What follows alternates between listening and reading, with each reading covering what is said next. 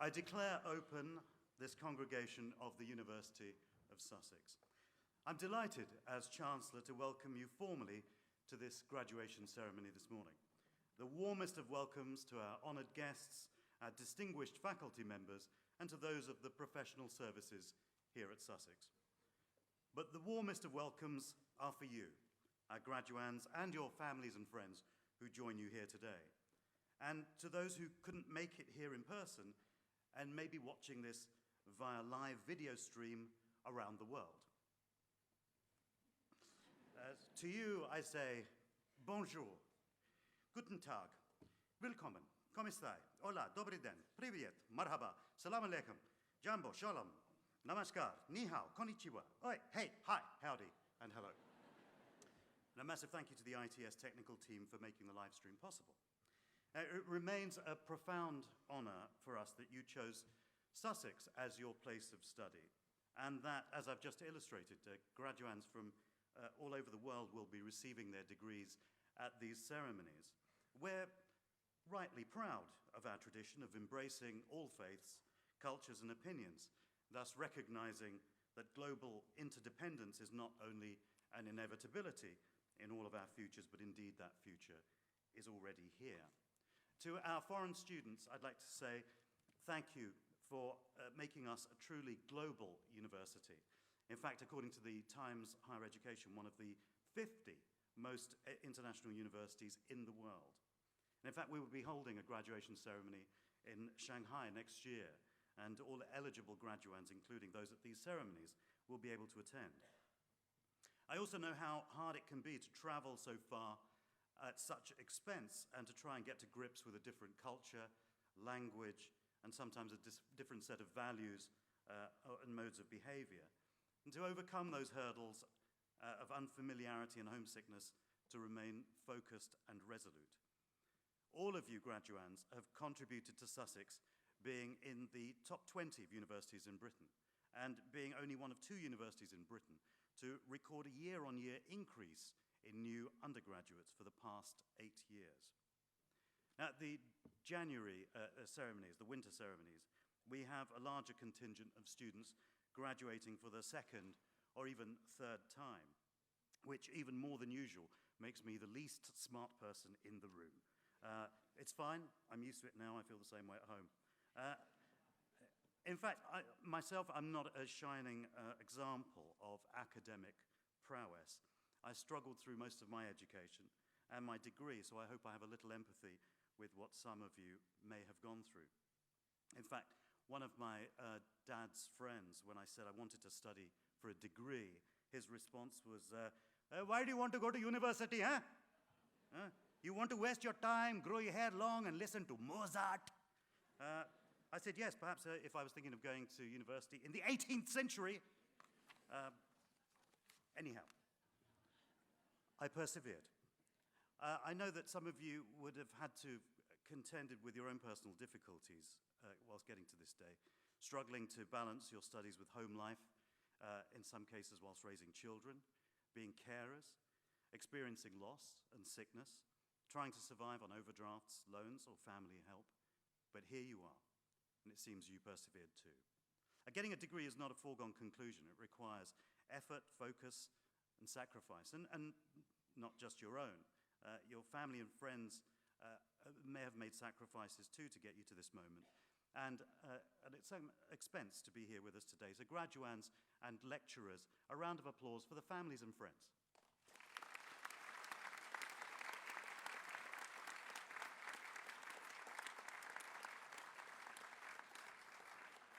So for many of you today, this will mark the end of your academic adventures, the odyssey that began with those first faltering steps at nursery or kindergarten, and culminates here after just a short walk across this stage.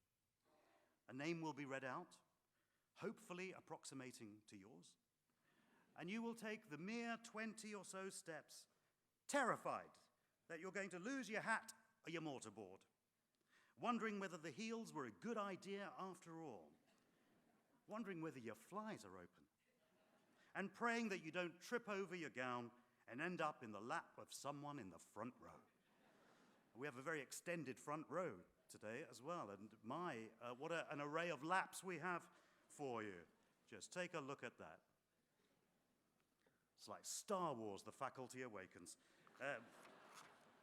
May the coursework be with you. But today is your moment, a moment to reflect on all the efforts that have brought you your just rewards, but mainly it is a celebration of your great achievement. And I have to say this, I say this every time, and if you've been here before, then you will know this, and it's worth me repeating. But if it's the first time, it's very useful for you to know. This is a technical note. You actually haven't got your degrees yet. And you getting one may just depend on how much love you show me when you come up here. No love, no degree. Now, also, this is a celebration, so do express yourself in whatever way you want when you come up on this stage, within the bounds of taste and legality, obviously. So family and friends, just a note to you as well, this is a perfect opportunity for you, great day for you to embarrass your loved ones as they come up on this. They did it enough times to you, and they're growing up, this is payback time. So feel free to whoop and applaud, make some noise, let them know where you are in the auditorium when they come up here. Also, I expect that there will be some here today who don't have family or friends joining them, in which case, I'll be your family or friend today. It's just for today. I don't want to get into kind of exchanging presents or looking after your cat or having you turn up to sleep in my house or anything, okay? As far as today is concerned, no one here is alone. I call upon the Vice-Chancellor to address the congregation.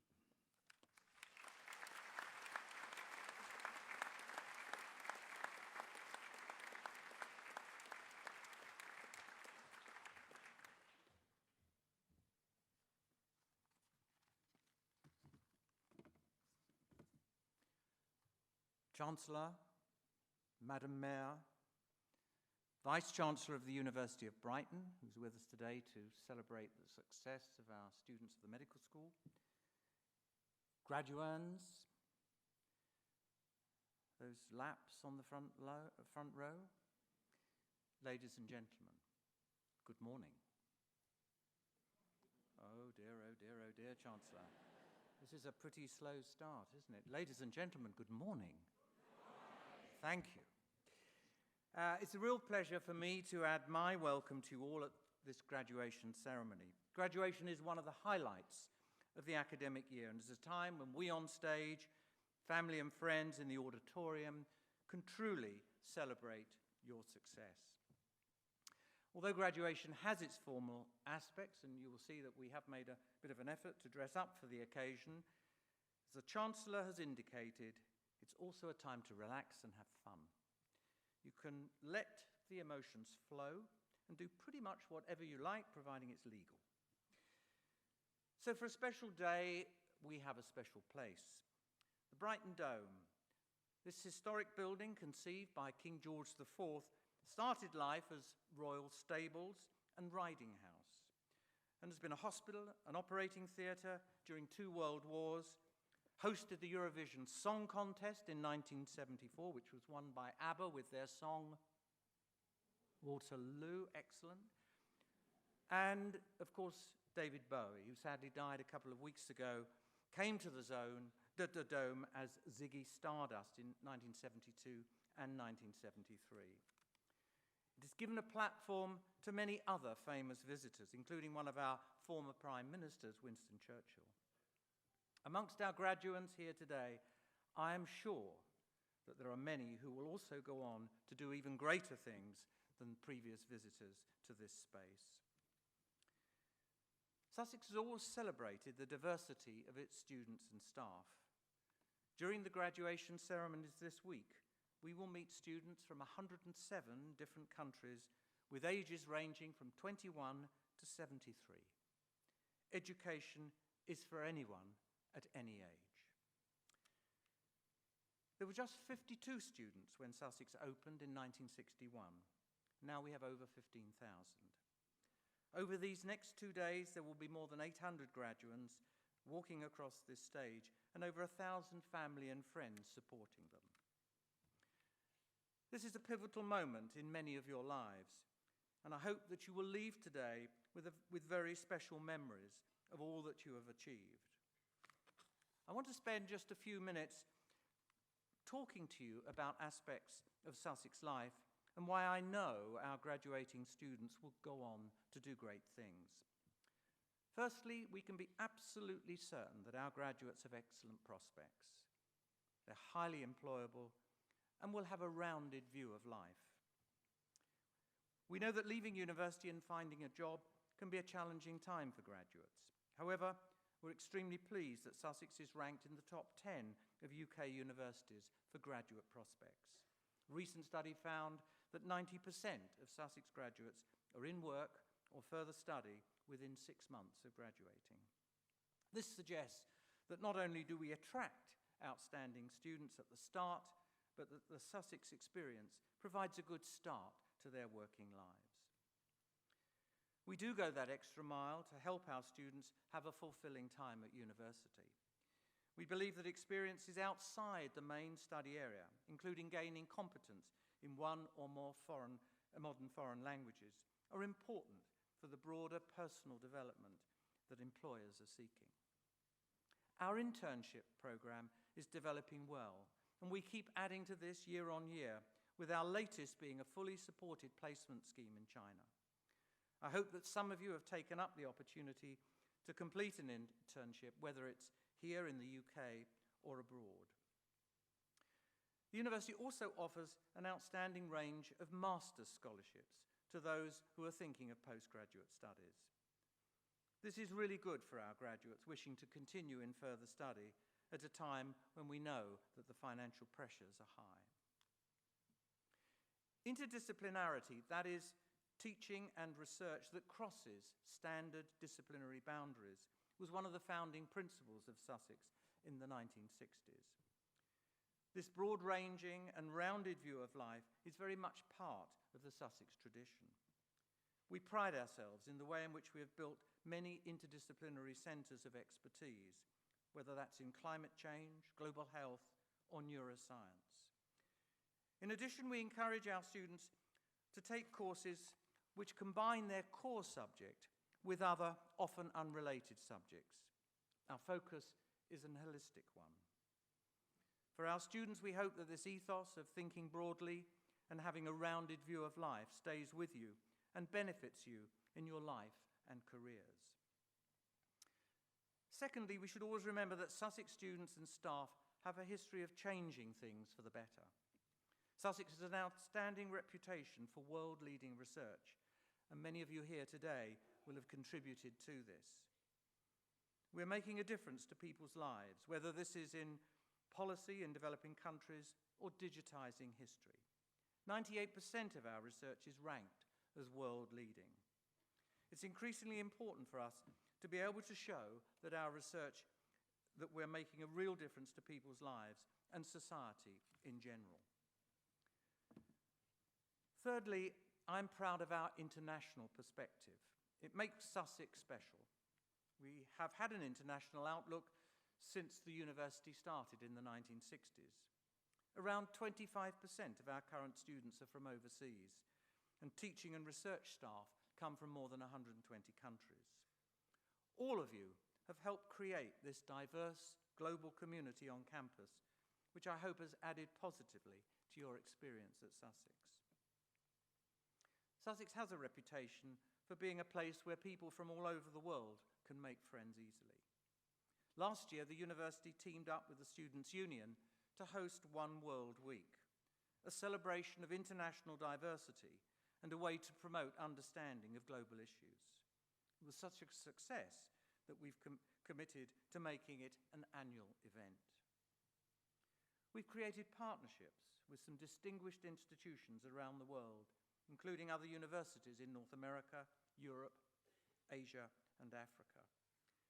These relationships have created new research collaborations and new opportunities for student exchange and joint teaching programs. Finally, I would say that Although we think globally, we also act locally. And our village-like campus has created a very special community at the university. The Sussex campus and community is bigger than many small towns in the UK, with its population of more than 17,000 people. The university contributes about £500 million each year to the Brighton and Hove economy and will continue to increase as the university grows in coming years. This is not just because the university is the second biggest employer in the region, but because of you, our students, who live, work and socialise in the area.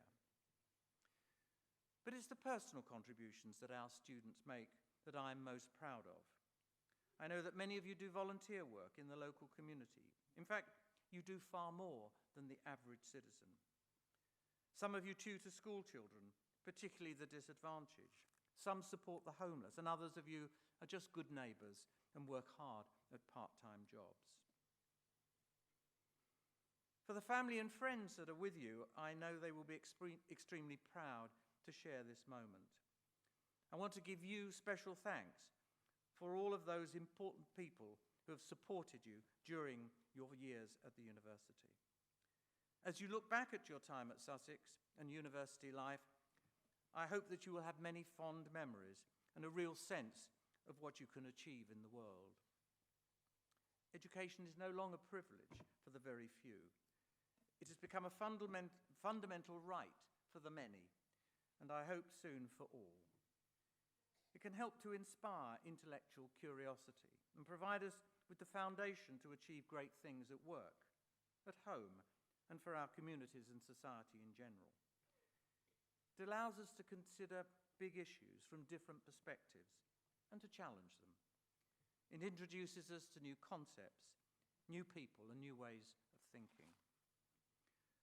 What is critical for us is to listen to what our students say about their time at university. So we've put together a short film in which you, our students, reflect on their Sussex experience, consider the future, and send you a farewell message.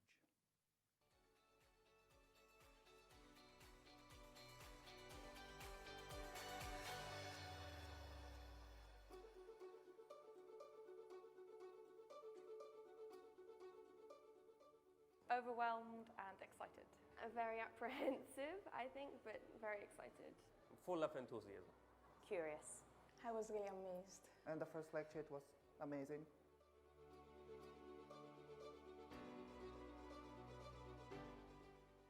Hungover. Tired.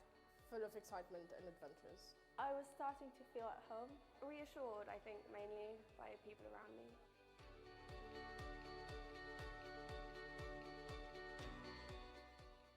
Tendency because it's full of maths people. Most likely found a bar. Probably the co-op. All the green space outside. Every single bit of it.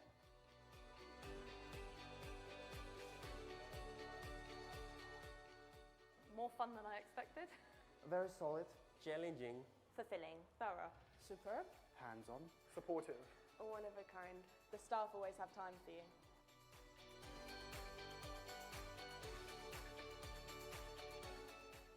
I was encouraged by the staff.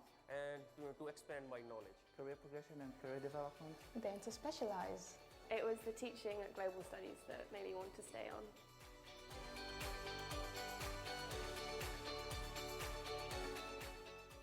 Not to limit myself. Be more self-confident. Well, just do everything you can today and don't leave it for tomorrow. No one's going to motivate you other than you. You can achieve anything you aim for.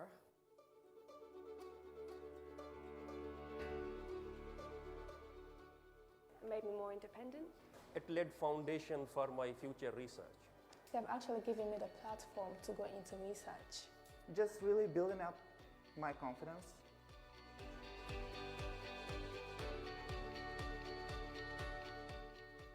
Don't be afraid. To be much more focused. Be more organized. Read more. Never feel scared to approach faculty members.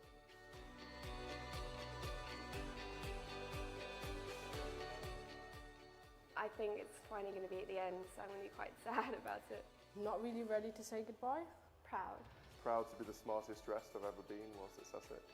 Something that cannot be expressed in words.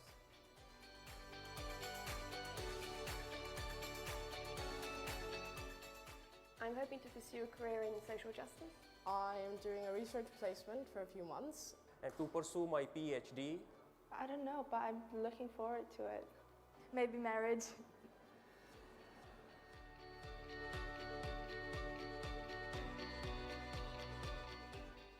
Always been poor. Student landlords. Probably the pressure of exams. The learning hours in the library. No, I'm gonna miss everything.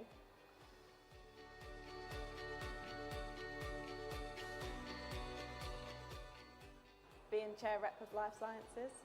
Tying in Holy 2015 with One World Week. Specializing in feminist Marxism. My biggest success would be just finishing my studies. Graduation. Graduation.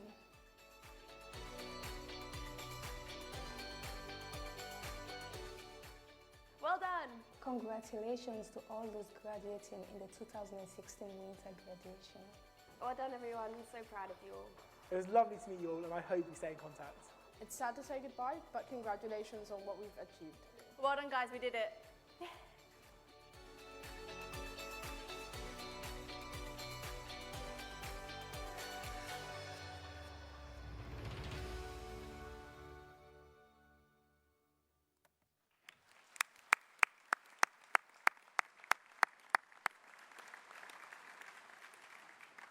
And my very warm personal thanks to those in the Communications Directorate who arranged and put that film together.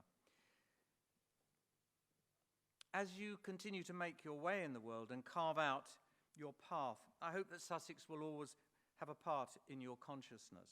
And just as Sussex stands for authentic and spirited thinking, I hope you will take some of this philosophy and become successful in whatever you choose. Please remember that you will always be part of the Sussex family. You will, of course, be joining an illustrious group of alumni, many of whom have made major contributions to the worlds of politics, government, academia, the creative industries, business, international development, and so on. You name it, and you will find Sussex graduates worldwide changing lives and making an impact. Our alumni relations team will make sure we stay in contact wherever you might be in the future. At the founding of the university, our first Vice-Chancellor, John Fulton, said that education in Sussex was making the future. This is an ambition which we still hold close to our hearts and encourage you to do the same. Make the future for yourselves and your family. Help make the future for our world.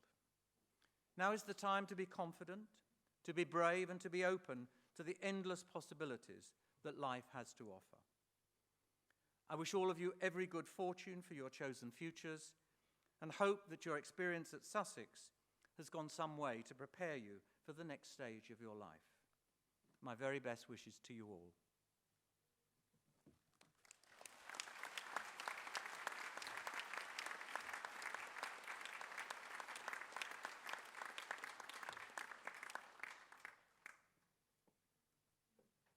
I call upon the head of the School of Engineering and Informatics, Professor Diane Miners.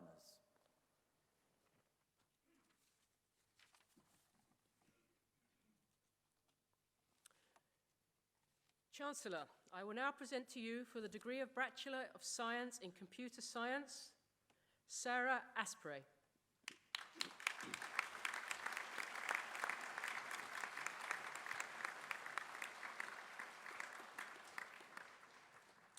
For Computing for Business and Management, Xiong Liang Li.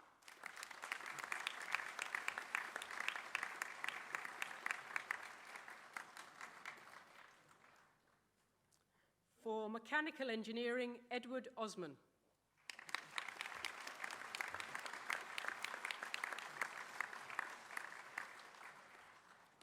Nesta Stenakis.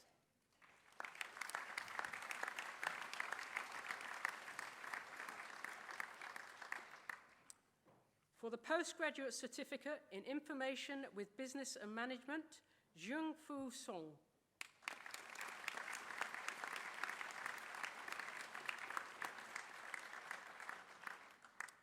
For the degree of Master of Science in Advanced Computer Science, Ji-Peng Wang.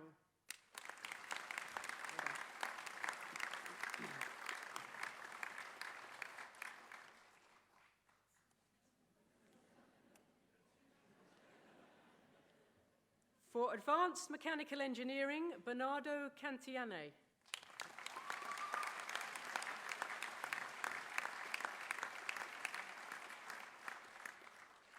Saeed Mustafa Fazeli.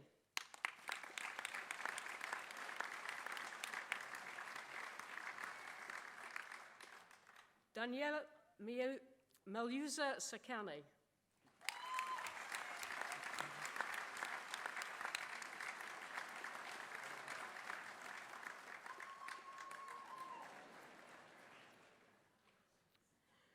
For Computing with Digital Media, Rim Al-Naimi.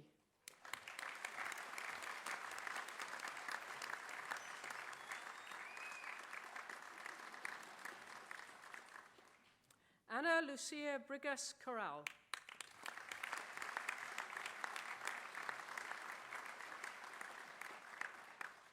Lan Yeung.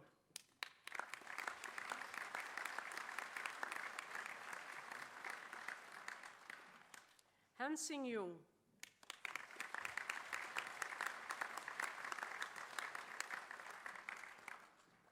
For Embedded Digital Systems, Xing Gao.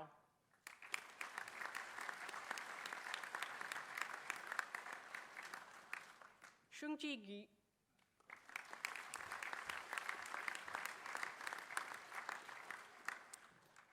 For Engineering Business Management, Osmara Sharif.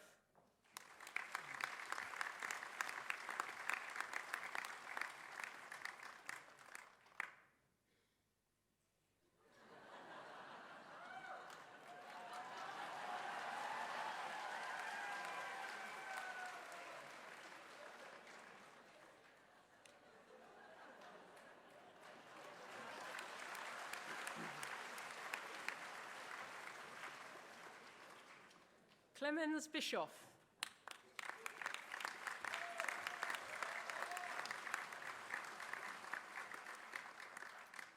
Shahib Dambam.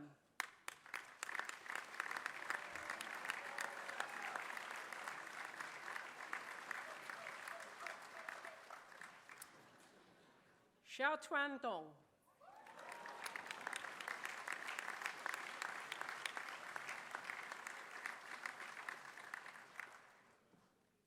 De Long Dui.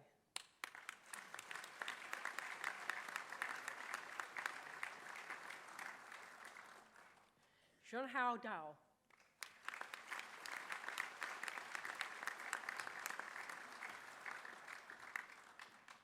Payam Galore.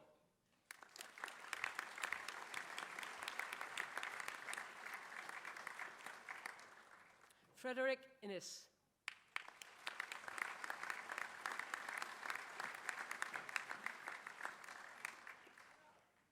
Jobin Lee.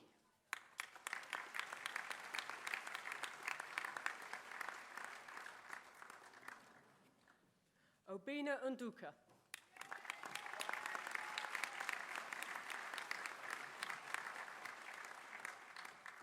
Liefa Oke.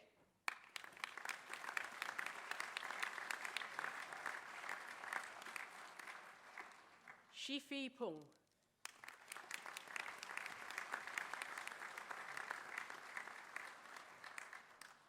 Jiting Tang.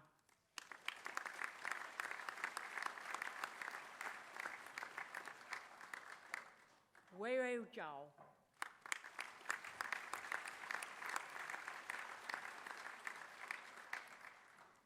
For Human-Computer Interaction, Parathi Harilala.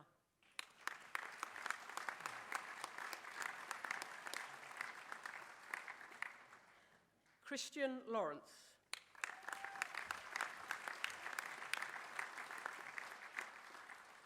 Shona MacLeod.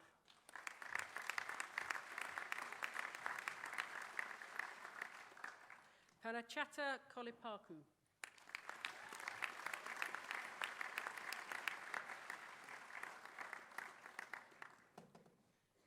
Xiaolong Wang.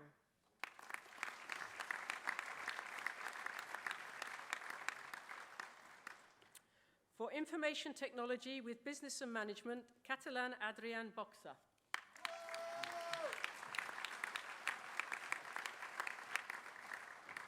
Xiao Feng.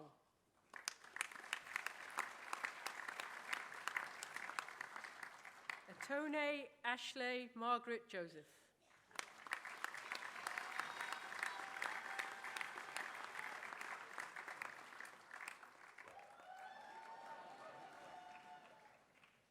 Justin Obinan Wankwo.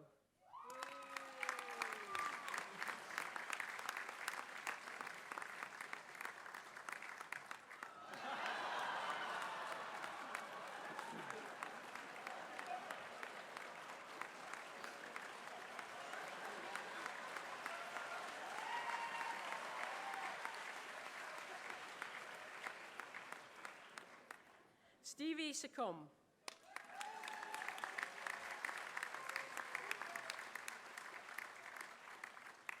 Mohammed Ahad Sello.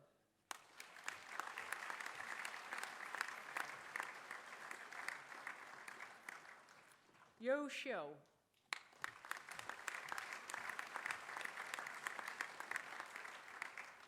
Xiang Xing. Okay.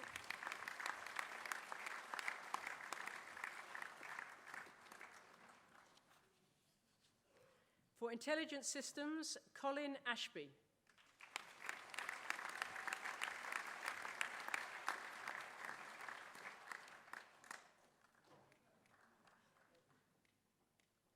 Bai Tao Che.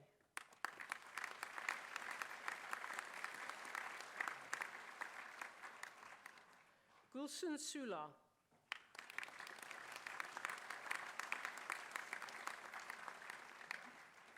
Laura Neal.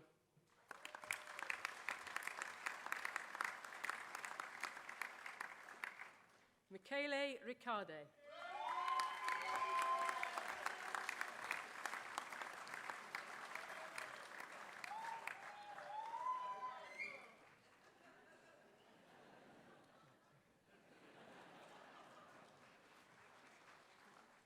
Matthew Adam Rounds.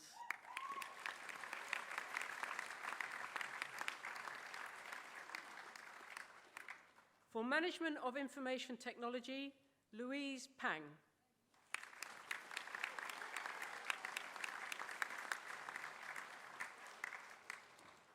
Prasad Porn Sunyan Panyan. Well done.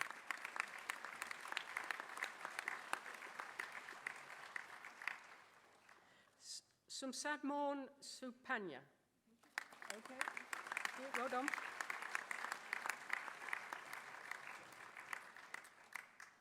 For Mechanical Engineering, Ioannis Stathekassis.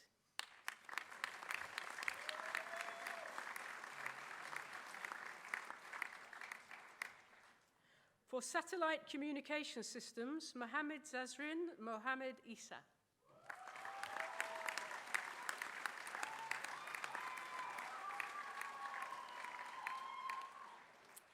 Kushal Saud.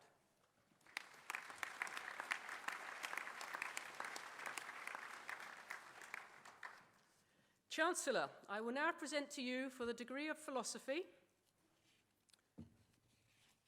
for the thesis, Microwave Security Systems and Management, Sultan Al-Mazuri.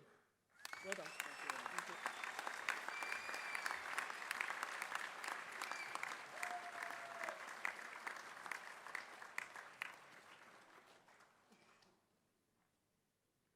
For the thesis, Transient Modeling of a Diesel Engine and Air Path Control, Li Chung. Well done.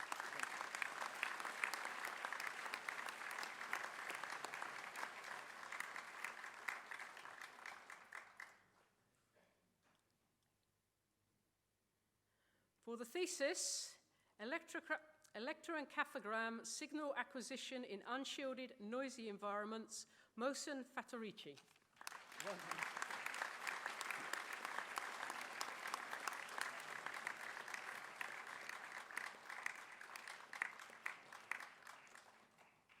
For the thesis, a framework for local terrain deformation based on diffusion theory, Marco Gilardi. Well done, Marco. Thank you.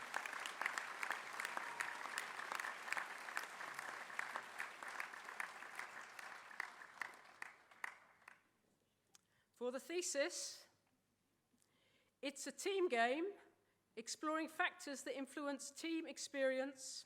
Eleanor Martin.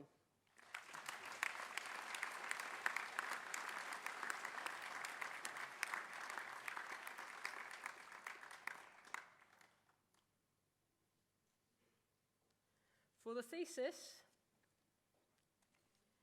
mediate space, applying contextual mediation to the tuple space paradigm. Danny Matthews.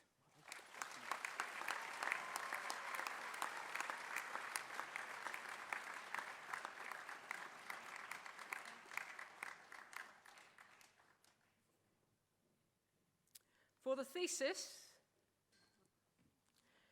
neural plasticity and the limits of scientific knowledge, Dawood Parpipe. Congratulations.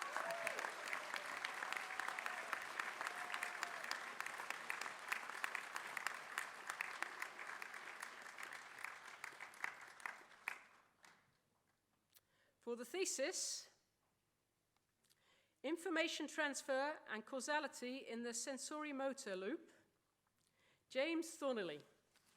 Well done.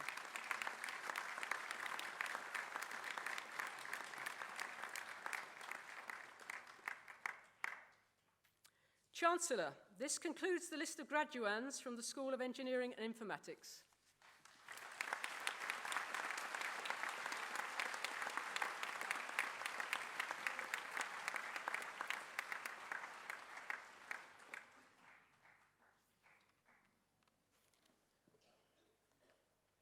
I call upon the acting head of the School of Life Sciences, Professor Jonathan Bacon.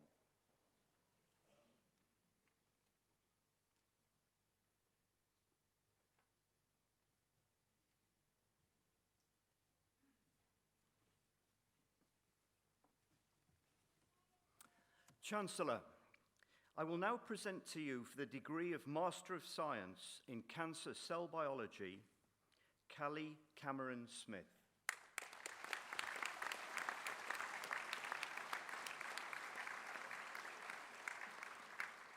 Richard Carpenter.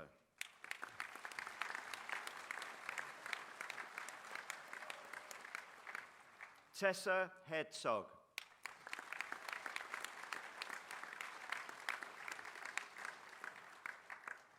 George Ishoho.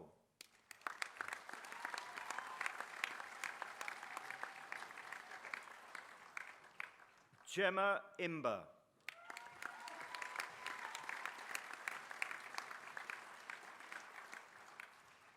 Tian Jacobs.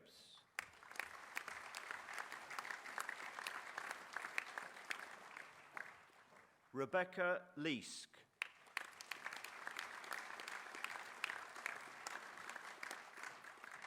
Natasha Lee Parry.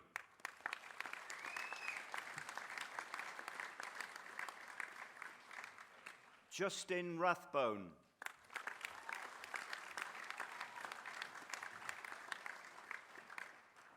Fraser Thomas.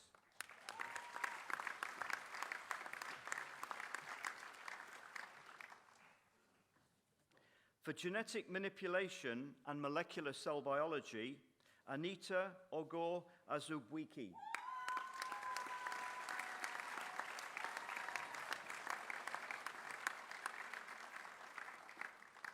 Catherine Doust.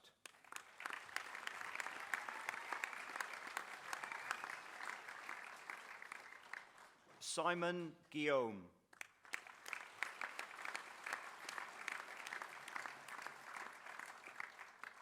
Raneem Hammouz.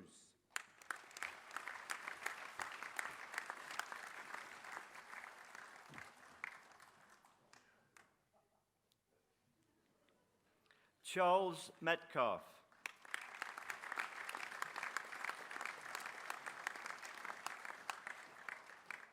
Murilo Rassi.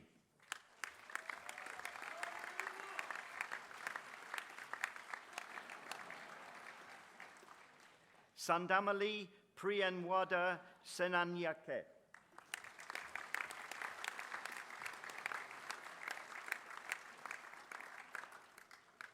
Nicholas Stevens.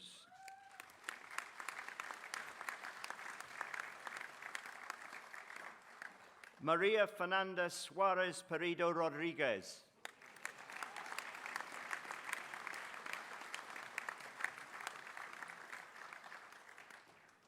Marla Za Abion.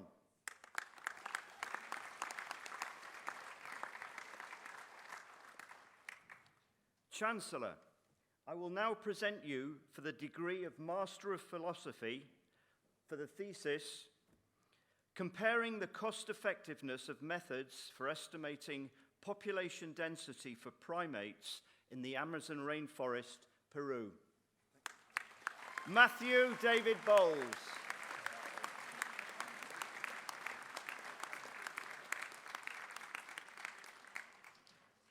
Chancellor, I will now present to you for the degree of Doctor of Philosophy for the thesis Functional Analysis of Motor Neuron Disease Associated Mutations in TAR, DNA-binding protein 43 and cytoplasmic dynein heavy chain, Muruj Bari. Congratulations.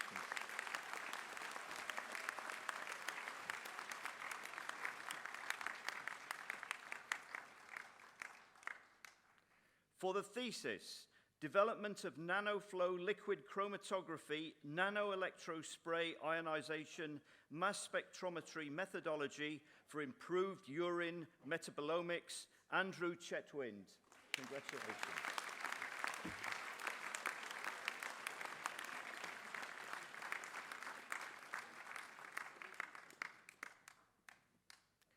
For the thesis, ultrastructure function properties of recycling synaptic vesicles in acute hippocampal slices, Freya Crawford.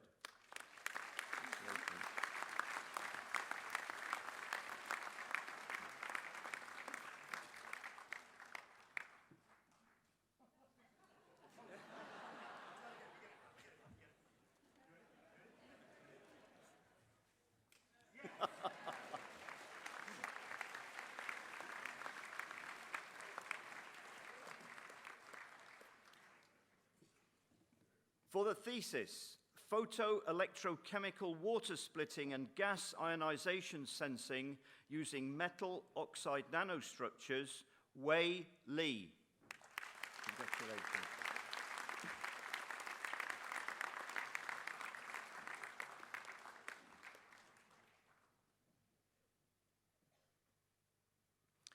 For the thesis, uranium silicate complexes as models for surface immobilized uranium catalysts, Laura Nichols. Well done.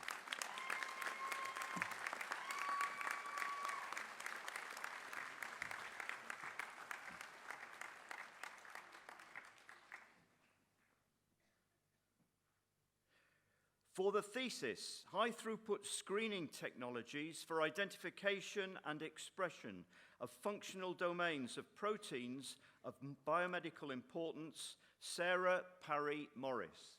Well done.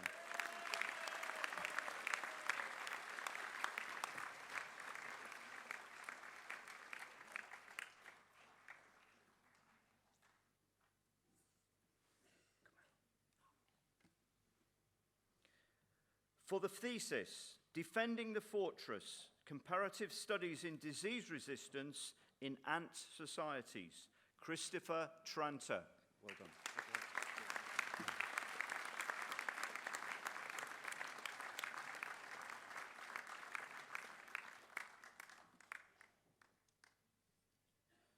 Chancellor, this concludes the list of graduands from the School of Life Sciences.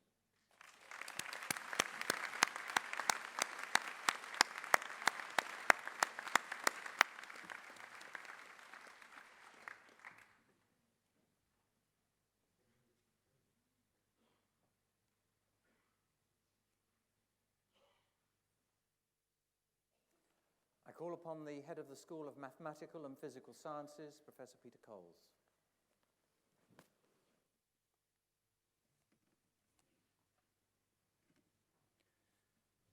Chancellor, I will now present to you for the degree of Bachelor of Science in Mathematics, James Craig.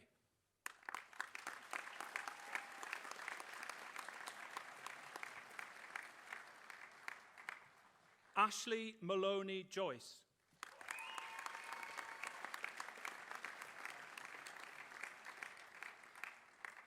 Dylan Nanook.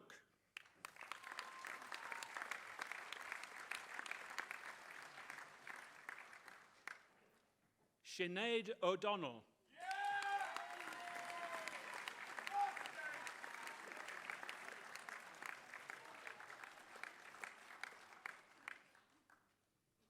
Sarjan Patel.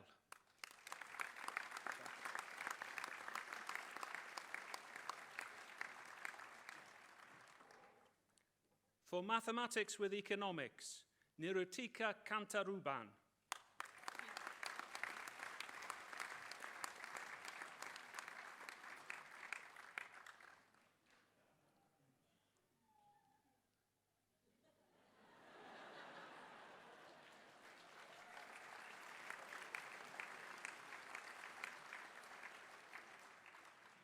For physics, Victoria Stevens.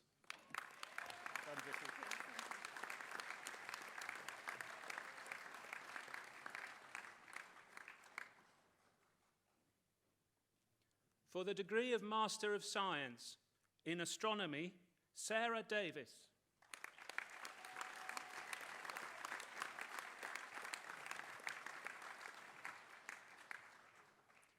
In Corporate and Financial Risk Management, Ashfaq Chowdhury.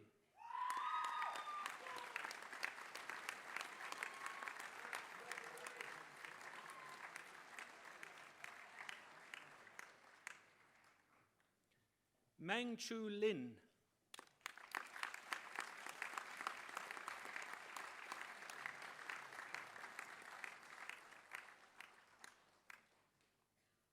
Xiaoting Teng.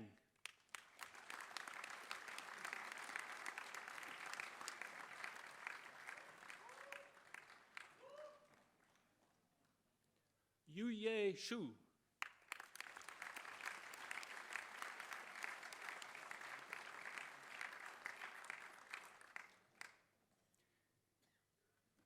For cosmology, Arthur Murrell.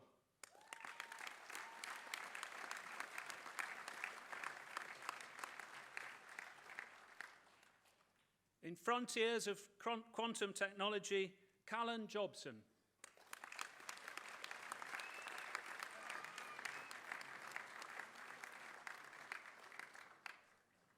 In mathematics, Stephen Ashton.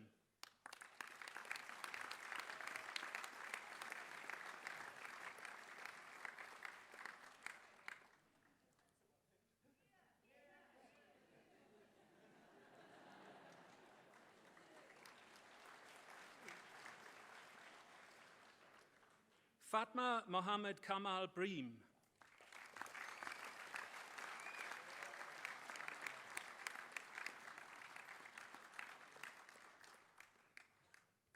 Ala El Adlouini Ditreno.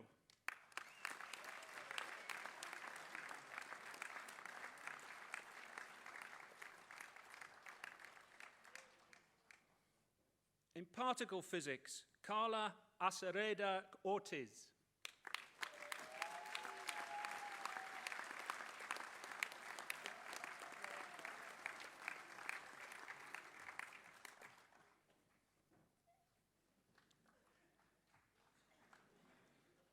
For physics, Cameron Stewart Bean.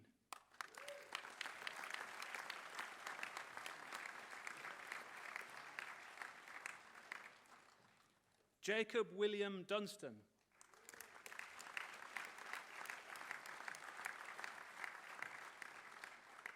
Ben Jackson.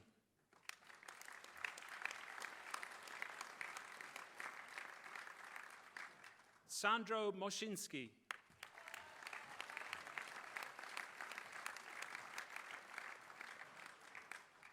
Chancellor, I will now present to you for the degree of Doctor of Philosophy. For the thesis, muon antineutrino disappearance in the Minos experiment, Nicholas Devenish.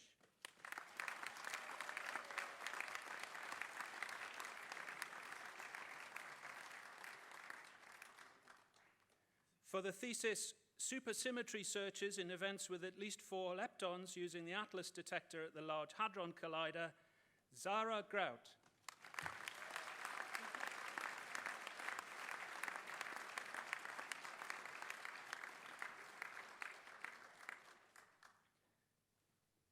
For the thesis, Positioning and Timing of SNOW Plus, Positioning and Timing Calibration of SNOW Plus, James Sinclair.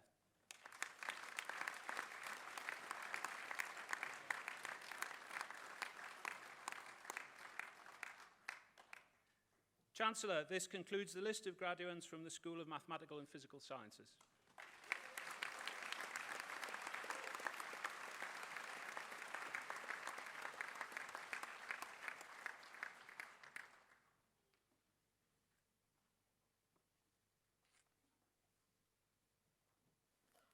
I call upon Maurice Howard, Professor of Art History, to present Dr. David Bomford.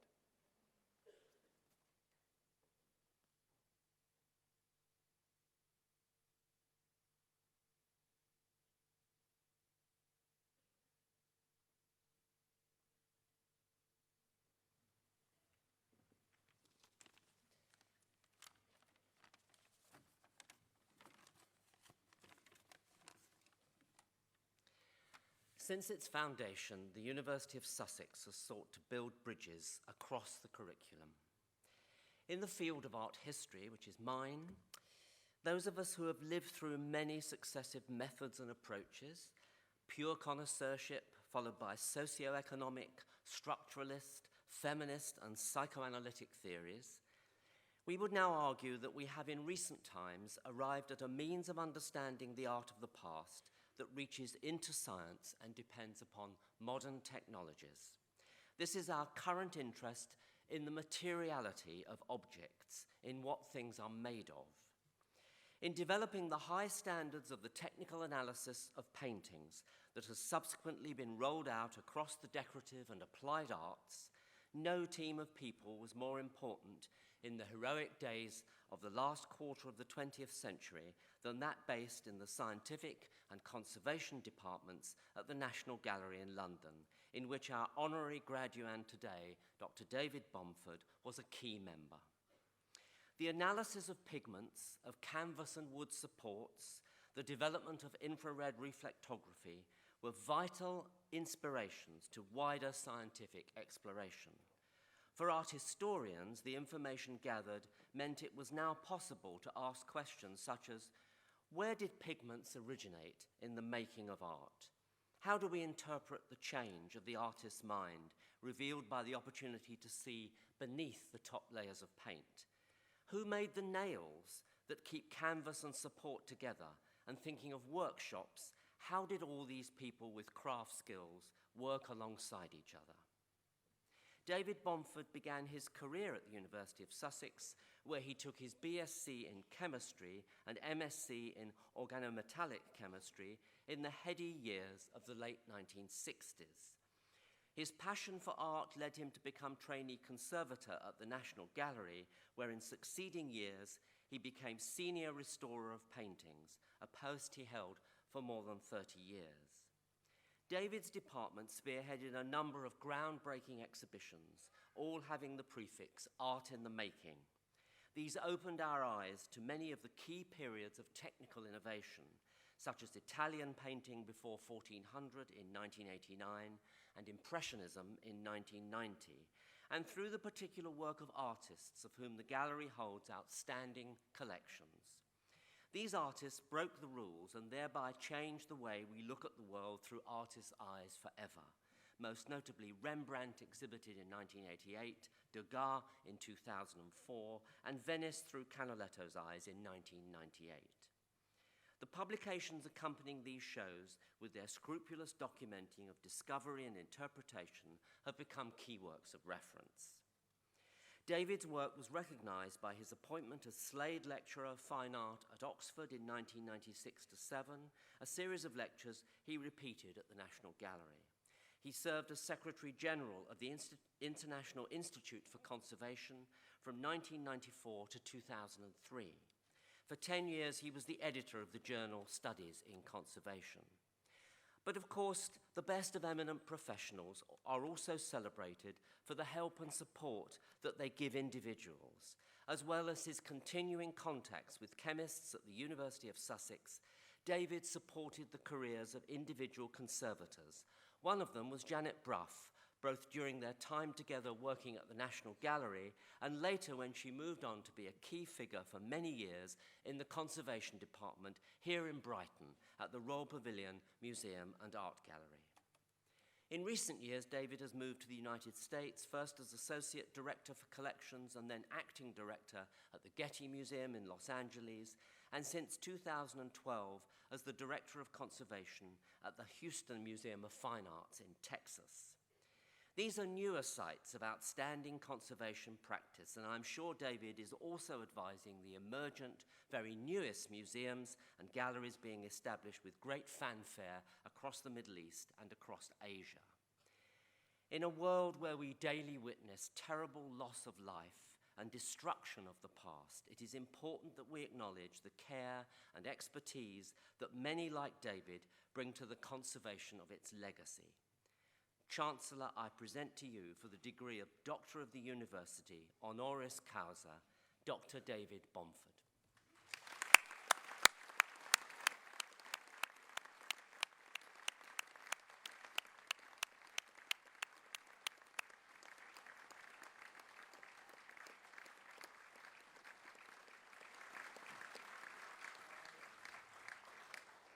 By the authority of the Senate and the Council of the University, it gives me great pleasure to confer upon you the degree Doctor of the University, honoris causa. Many congratulations, sir.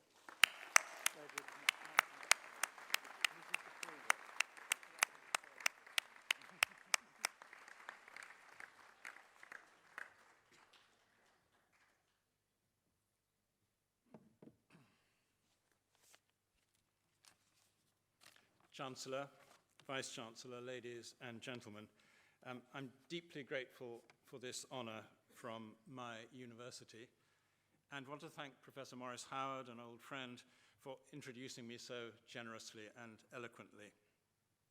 Maurice himself, of course, is one of this country's finest art historians, and it has been a great pleasure for me to cross art historical paths with him on many occasions. I said just now my university, partly because it's literally true, but also because it is very much my kind of university. I loved it from the moment I first set eyes on it, coming for my interview in the early 1960s. A London schoolboy growing up in post-war suburbia, I found the whole idea of racketing down to the south coast and the seedy glamour of Brighton irresistibly romantic.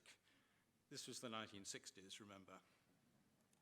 The gorgeous brown and cream Brighton Belle, the world's only electric Pullman train, still ran, not that I could afford it, but if you peered into its curtained, softly lamplit windows, you might see Laurence Olivier in his corner seat travelling up and down to the new National Theatre.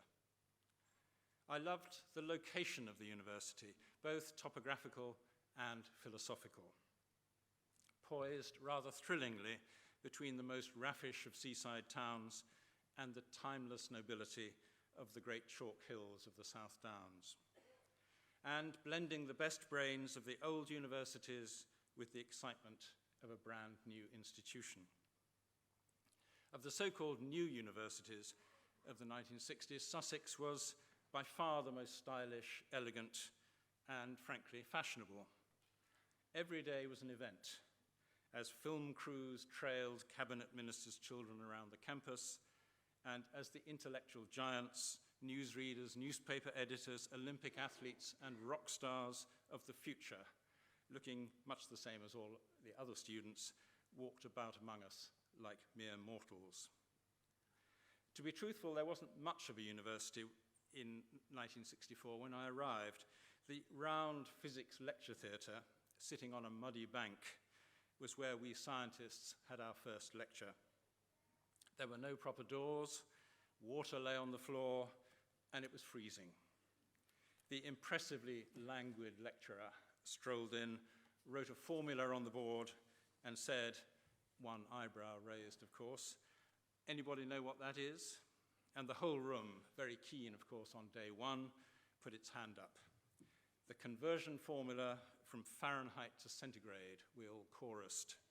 Yes, he said, and whichever way you look at it, Fahrenheit or centigrade, it's too cold in here. I'm going home. And so ended our first lecture at Sussex. Things rapidly improved, and the great university that we now know rapidly got built. Buildings were completed, lectures delivered, tutorials attended, academic routines established. And what soon became clear to me was the quintessential Sussex ethos, the wonderful way that ideas and scholarly disciplines intersected, overlapped, joined together. The pursuit of knowledge was a great shared enterprise, a continuum of learning in the best Aristotelian tradition, made into something vital and fresh in this newest of new universities. Perhaps the best demonstration of this at Sussex was the rather prosaically titled Arts Science Scheme, in which science undergraduates had to produce an arts thesis and arts students something vaguely technical. It was a novel yet surprisingly obvious notion, and to see chemists and physicists in the library poring over books on the history of film or art, or in my case the metaphysical poets, was oddly joyful.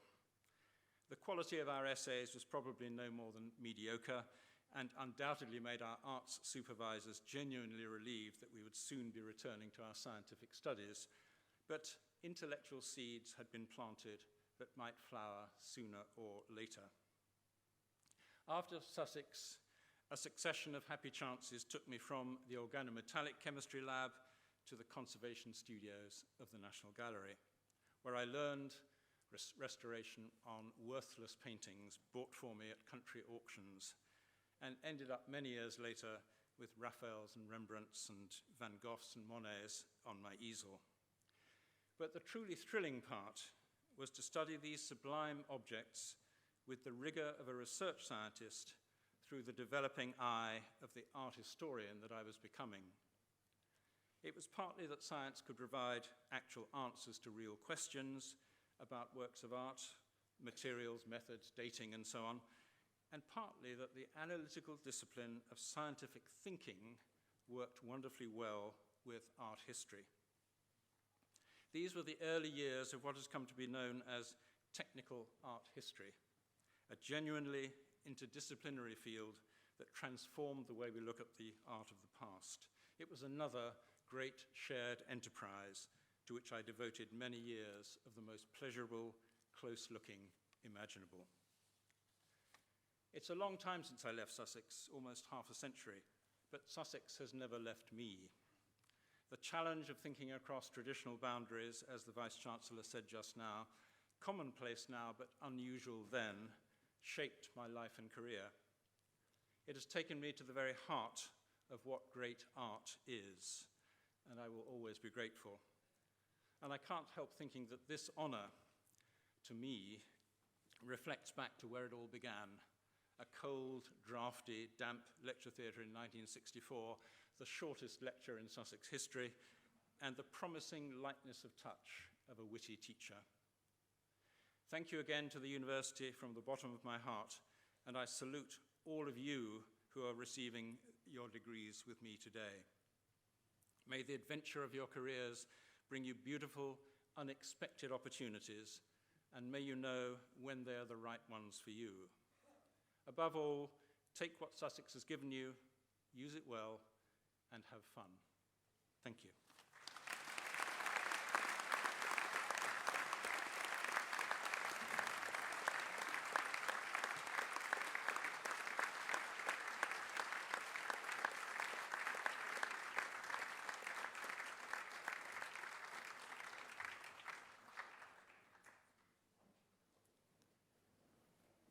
I call upon the head of the School of Media, Film and Music, Professor Tim Jordan.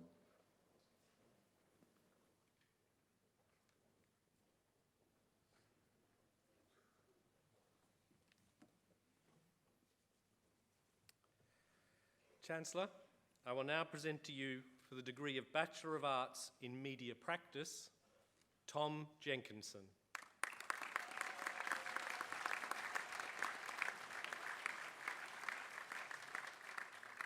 Tor Sanderson.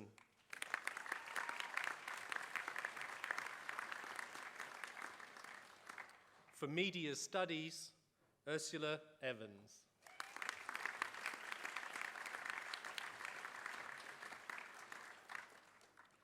For Media Studies and German, Justin Mears.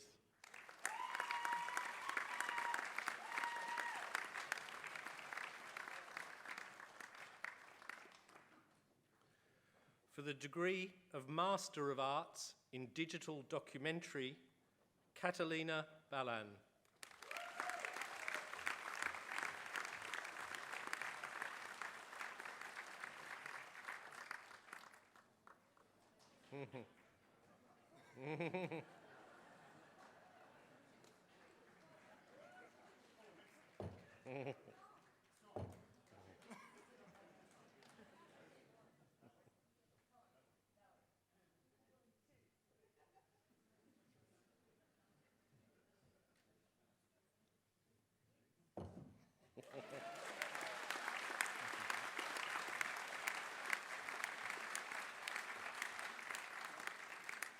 Haonan Gu.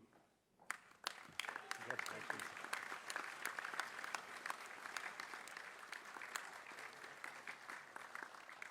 Kyo-min Jung.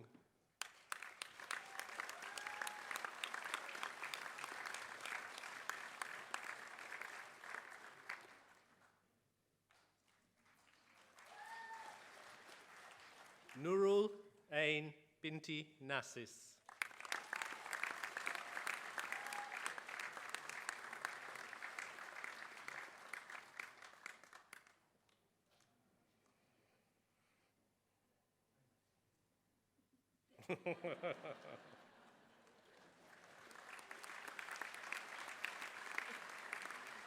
For digital media, Anwar bin Ali.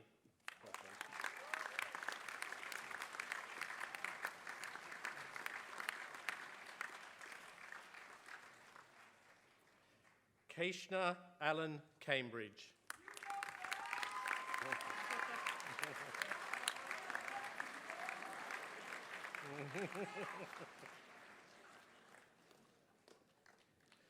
Mohammed Jawad Anwar.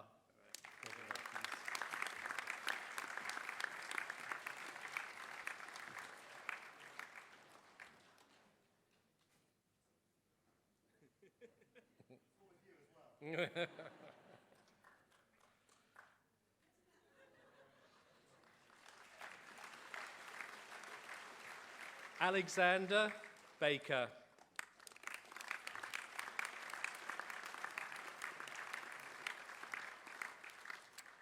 Moed Nazrul Faiz bin Abu Azal.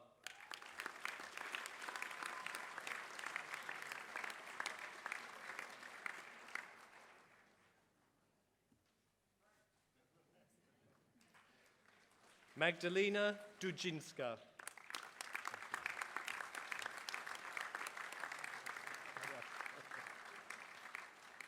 Emma Harrison.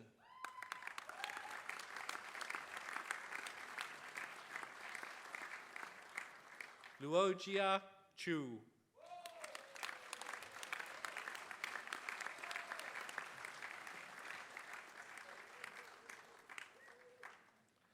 Penpit Supawaropas.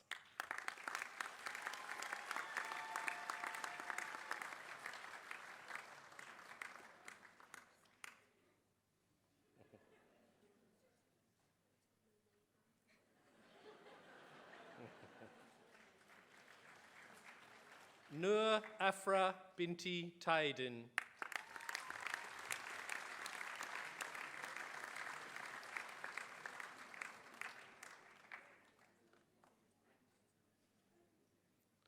Kansu Topaloglu.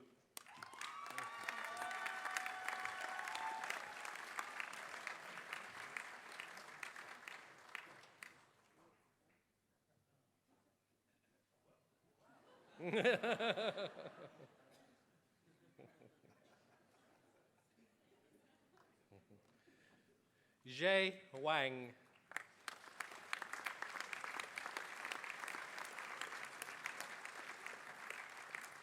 Sihui Zhang.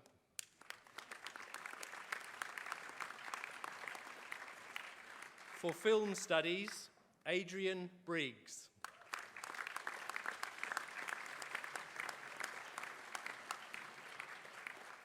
Sybil Cooper.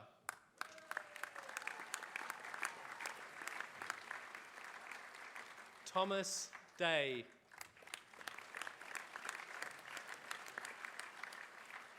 Marianne Haynes.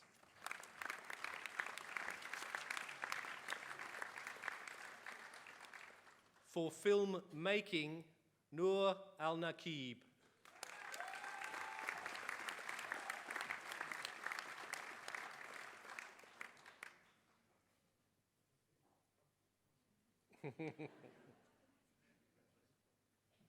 Xiaodong Chen.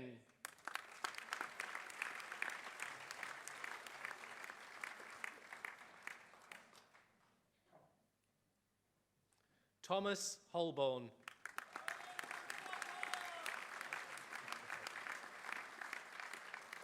Catherine Rule.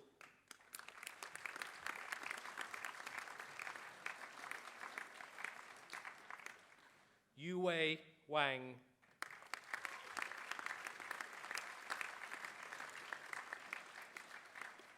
Yuhui Wu.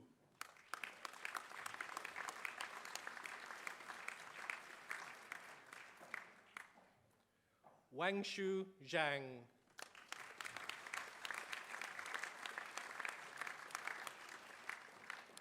For Gender and Media, Miranda Mooring.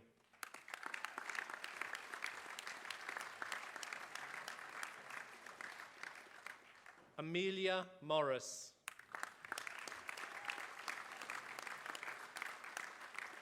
Elif Tucci Yassin. For International Journalism, Marin Abramian.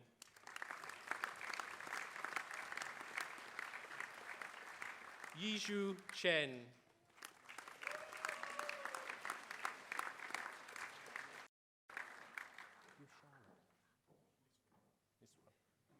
Yilan Geng.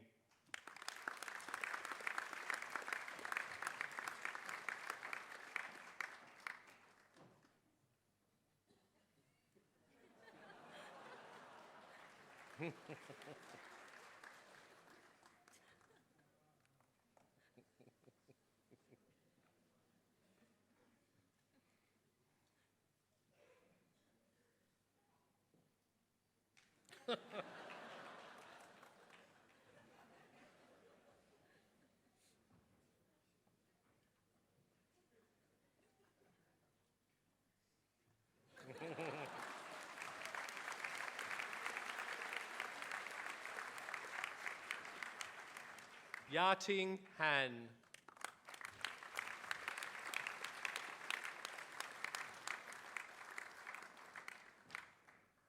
Hua Lun Helen Kung. Well done.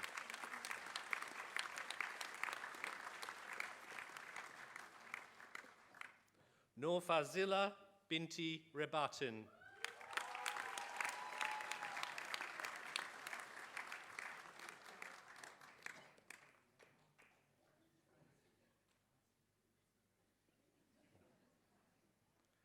Clara Sanchez Robato Valiente.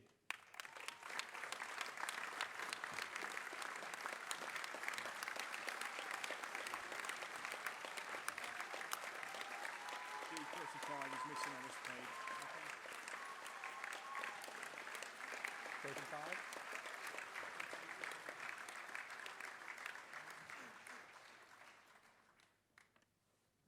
For Journalism and Documentary Practice, Khalik Shahzada bin Manja.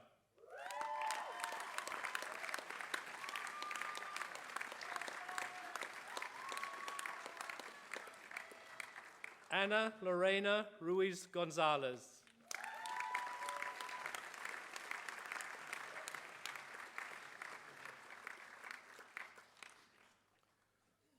For Journalism and Media Studies, Ermak Kibar.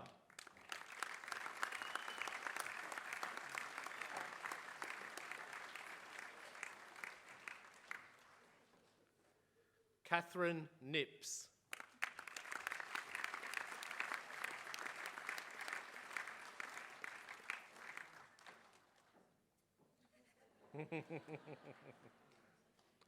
Lei Jiong.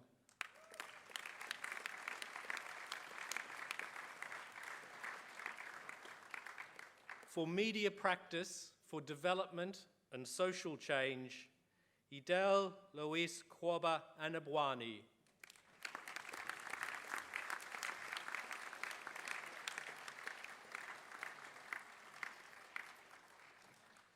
Hannah Noreen Corboy.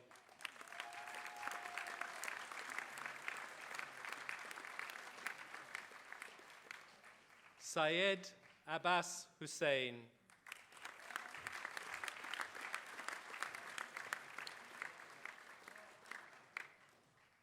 Charlotte Kendall.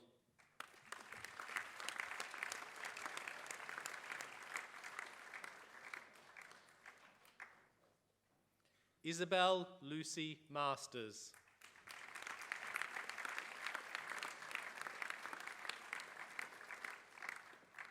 Yuri Oka.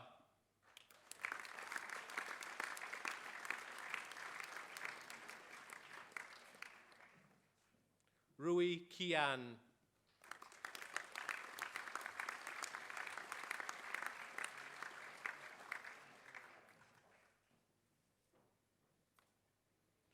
Madhushala Senaratne.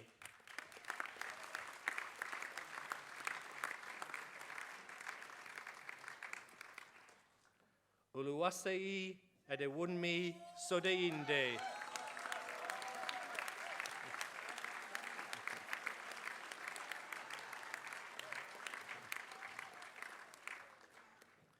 Lin Ki Wang.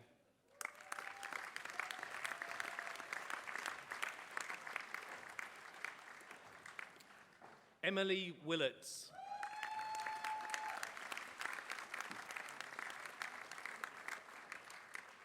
For Media and Cultural Studies, Nasser Al-Gailani.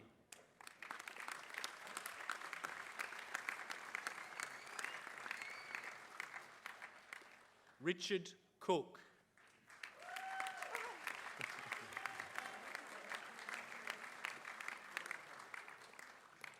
Seval Erkul.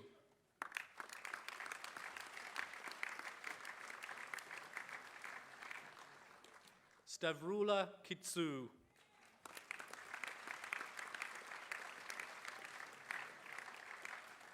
Also, jointly awarded the Media, Film and Music Prize for Best Dissertation, Elizabeth Medhurst.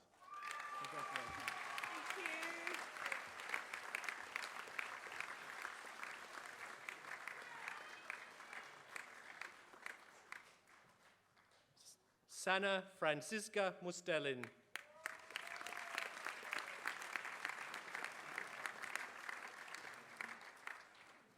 Fatih Sahan.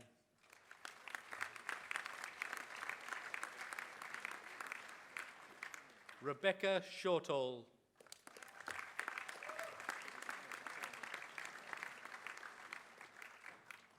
For Multimedia Journalism, Jordan Burns.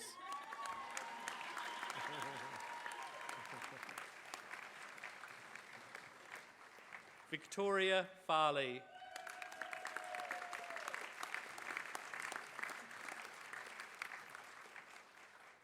Friederike Fieler.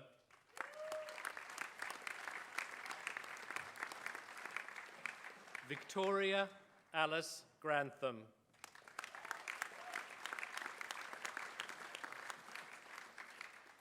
Alexander Hickson.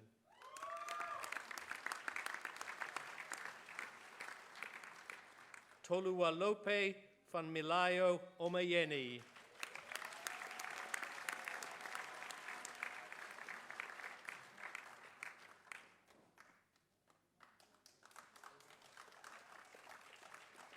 Julian Paskiewicz.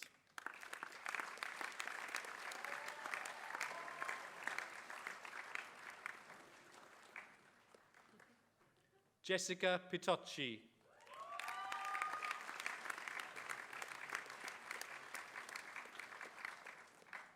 Siobhan Sureis.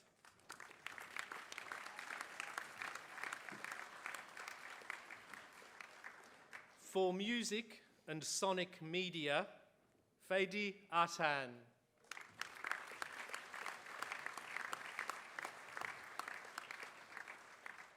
Wesley Goatley.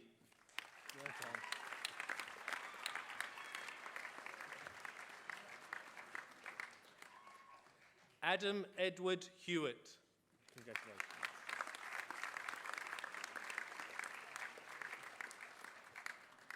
Paul Hunter.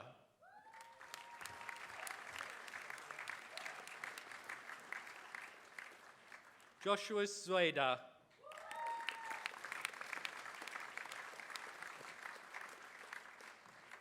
Chancellor, I will now present to you for the degree of Doctor of Philosophy. For the thesis, Tablets, Computers and Technological Practices Within and Beyond the Laboratory, Ryan Burns.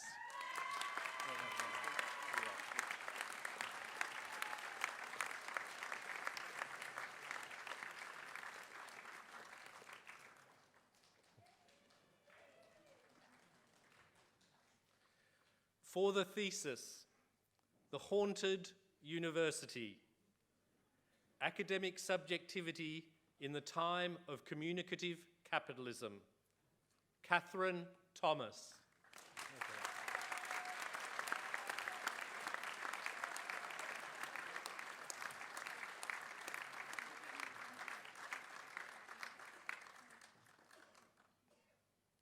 Chancellor, this concludes the list of graduates from the School of Media, Film and Music.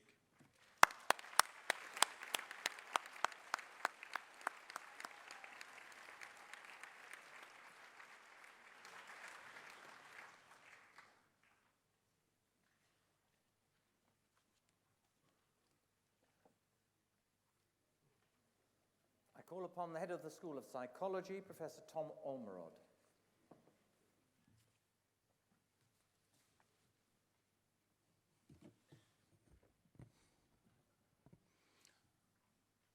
Chancellor, I will now present to you for the degree of Bachelor of Science in Psychology, Amelia Smith.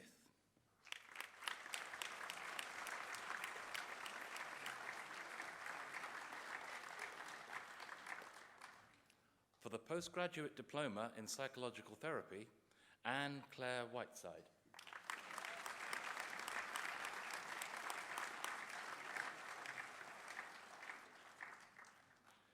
For the degree of Master of Research in Psychological Methods, Declan Deck.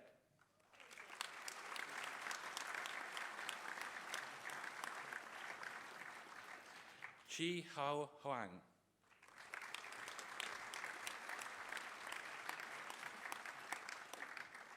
Chloe Jade Percy.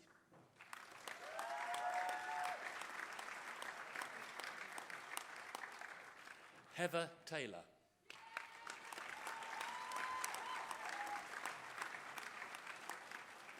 Andrea Tutt.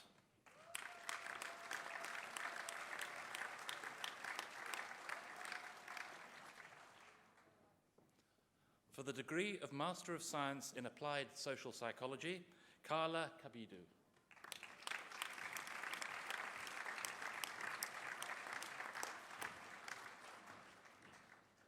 Olivia Condi.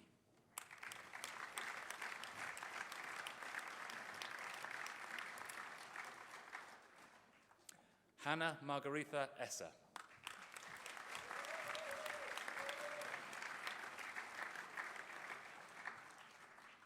Devin Shea Glass.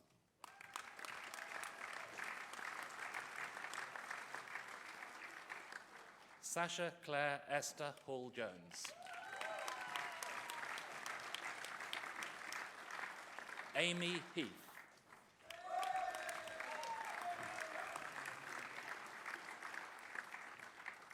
Thomas Henry.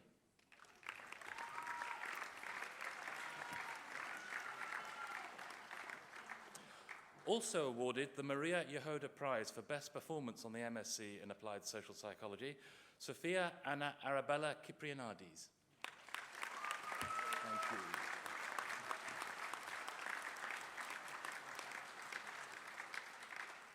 Kim Yi Lui.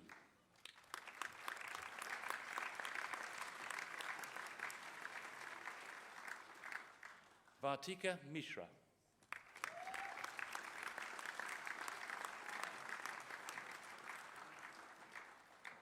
Maria Olsen.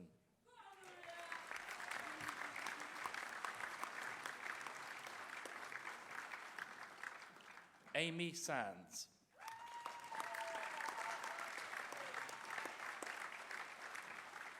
For cognitive neuroscience, Lamia Abushiba.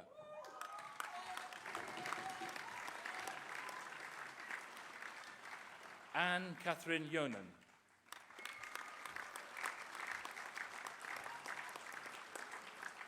Charlotte Kemp.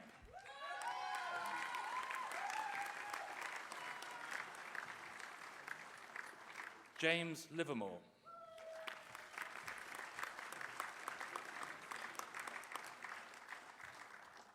Petra Marcotti.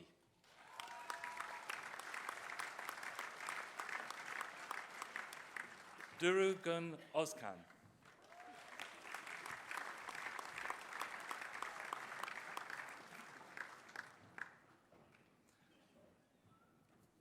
Amanda Maria Serblum.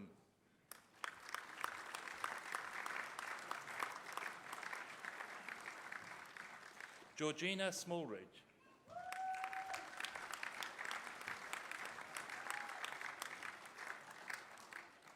Abby Melissa Wilkins.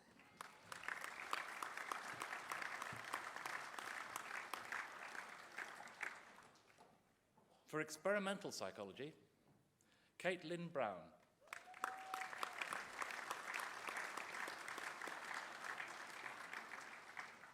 Ziba Kakia.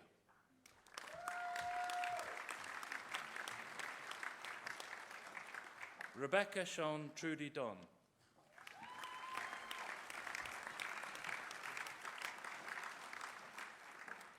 Also awarded the Alan Parkin Prize for Best Performance on the MSc in Experimental Psychology, Harvey Guest.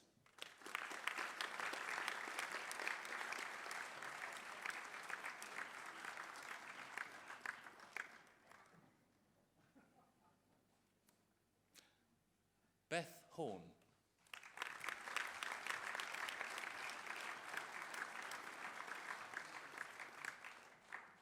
Lara Howe.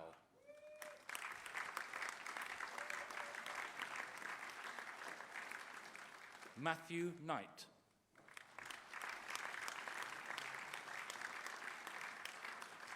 Hannah Selby.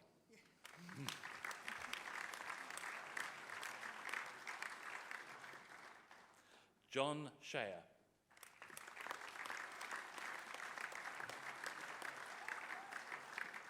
Alexandra Ressel.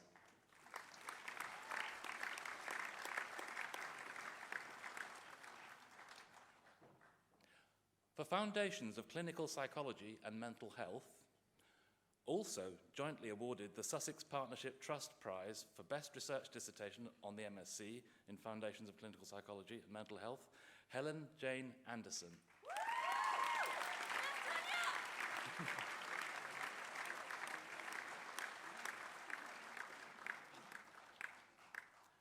Laura Baker.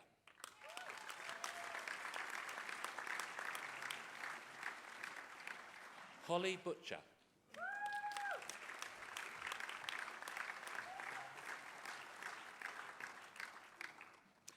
Emma Craig.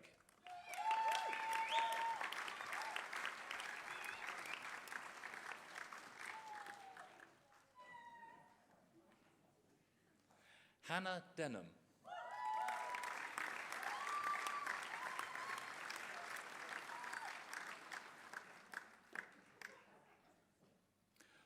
Also jointly awarded the Sussex Partnership Trust Prize for Best Performance and Best Research Dissertation on the MSc in Foundations of Clinical Psychology and Mental Health, Amy Hammond.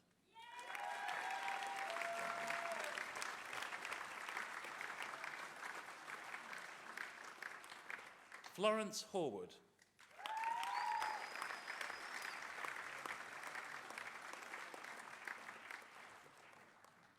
Hannah Kingsford.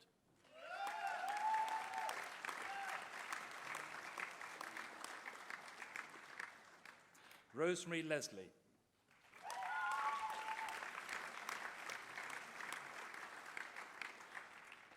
Julia Isabel Limper Menapace.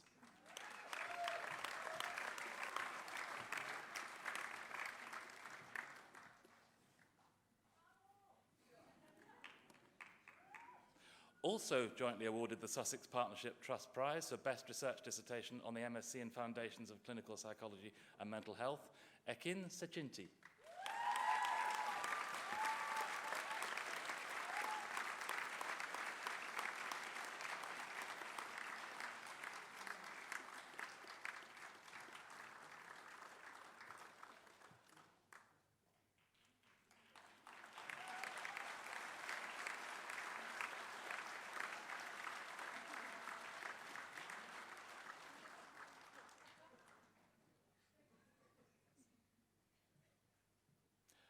Rebecca Syred.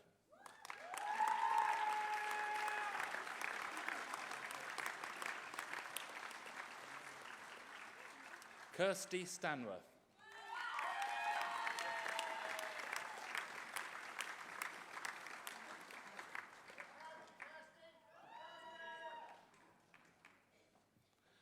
Lara Joanne Weaver.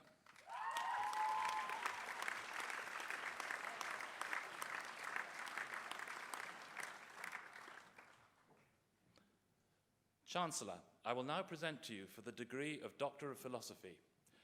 For the thesis, How Touch and Hearing Influence Visual Processing in Sensory Substitution, Synesthesia, and Cross-Modal Correspondences, Giles Hamilton Fletcher.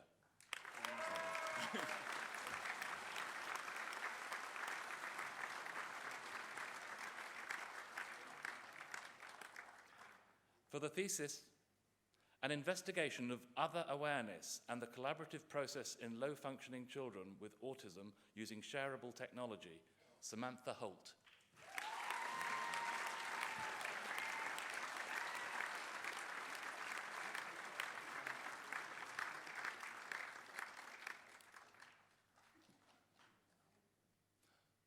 For the thesis, Get Fit, Feel Great, Look Amazing. Regulation of exercise behaviour and body image in women, Megan Hurst.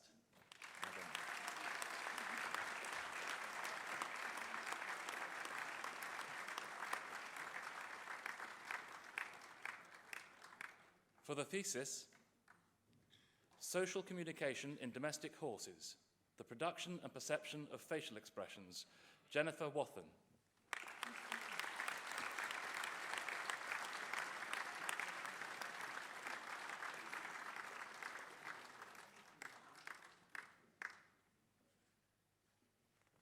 Chancellor, this concludes the list of graduands from the School of Psychology.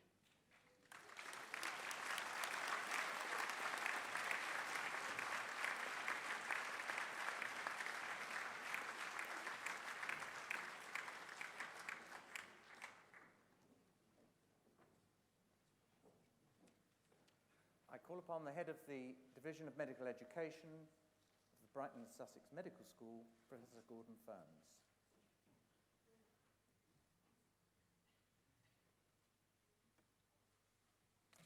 Chancellor, I will now present to you for the Master of Science in Global Health, Harrison Banks.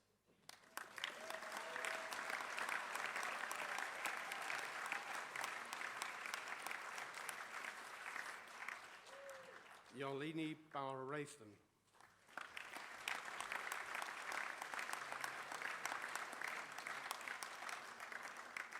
Matthew Holmes.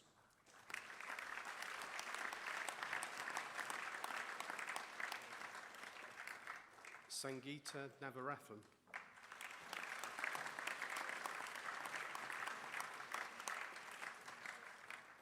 Matthew O'Brien.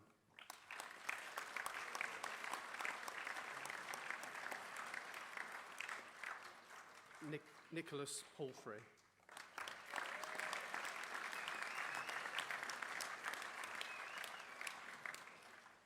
Emily Weston.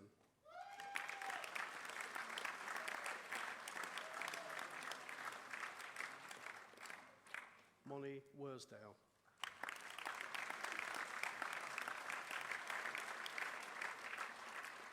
For medical education, Kiara Luscombe.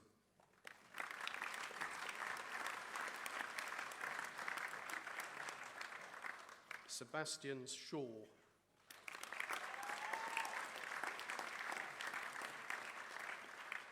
Nicholas Tolomash.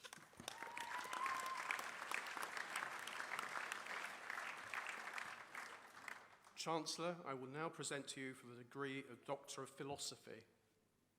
For thesis, epigenetic regulation of amino acids, metabolic genes defines targets of synthetic lethality in breast cancer.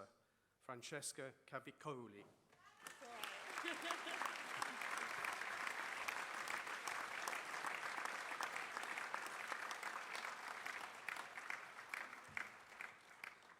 For thesis, imaging physiological ABC transporter expression, its relation to disease using technetium-99M hexakis methoxyisobutyl isonitrile, Sabina Dizdarovic.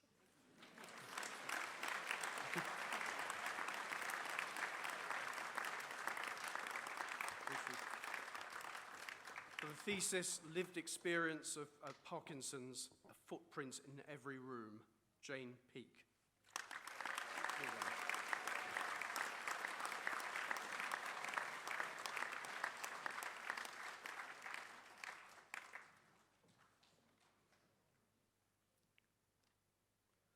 Chancellor, this concludes the list of graduates from Brighton and Sussex Medical School.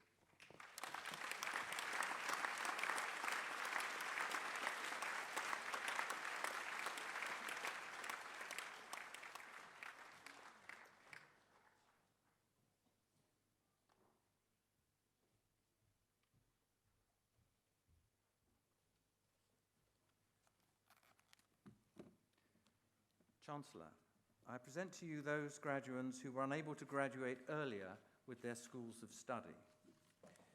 For the degree of Master of Science for Financial Mathematics, Oluwe Emisi Victoria Bolady. How was that? Not bad. Unfortunately, this replaces the final piece of paper you get because I think the details on the final get it wrong. For the degree of Master of Arts for Digital Media, Dana Zhu.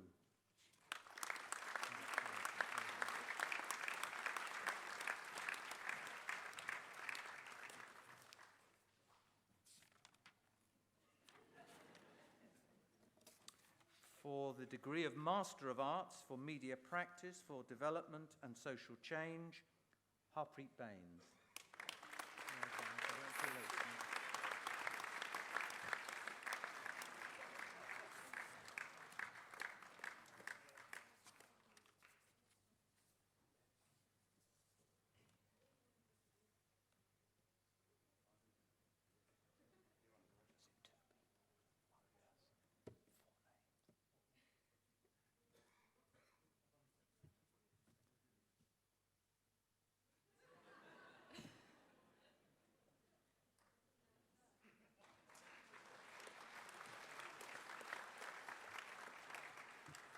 For the degree Master of Arts, Journalism and Media Studies, Alison Beatrice Victoria Smith.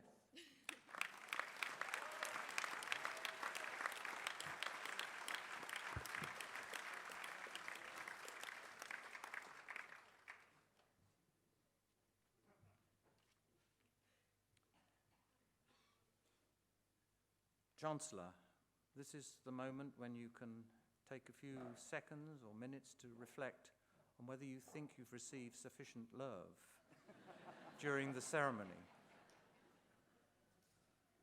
Well, it's kind of, I mean, on the news this morning, it said that today was National Hugging Day. So, you know, for those people who did that, that's great. But now I don't know whether that was about Hugging Day or me. So I'm in a quandary. But overall, I have to say, I got more love than I deserve. So is that a yes? It's a definite yes.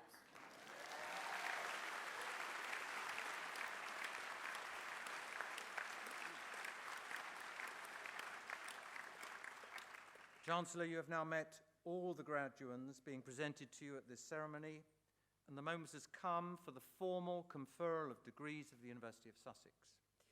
I therefore ask you to confer their degrees on those presented to you and to the other graduands who have indicated their wish to graduate in absentia at this ceremony. I formally confer degrees on all those just mentioned by the Vice-Chancellor. Congratulations, you've done it. Well done. Yes.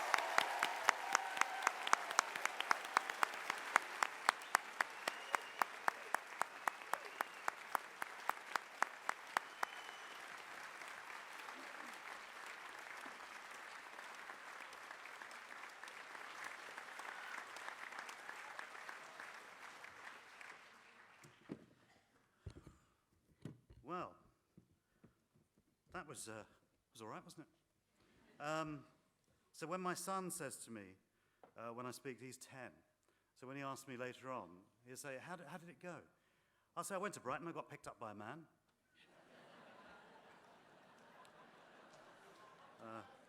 I learnt a dance step.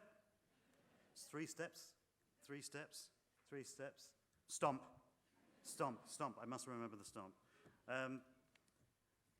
And it took a doctor to teach me how to really do a high five. So it's, all in all, it's been good for me. How was it for you? I don't know, I don't care. Congratulations, everyone. And well done, family and friends. Some of you were truly embarrassing. Respect. So as your time here at Sussex draws to a close, we hope that you will remain connected to us as part of the growing, extended Sussex family as alumni. And apart from just keeping in touch, you could act as a vital resource for future graduates of the university. Think of them as your younger brothers and sisters needing some guidance. Please be sure to take 5 minutes at the end of this to visit the alumni stand. There are mugs full of sweets waiting for you. Come on! Mugs with sweets. Sweets mugs. I mean, it covers everything. Art, science. I mean, it's just, anyway, it's there. There are those present that have been associated with your success today that look upon these days with huge fondness as well. So please show your appreciation for your teachers, tutors, and staff.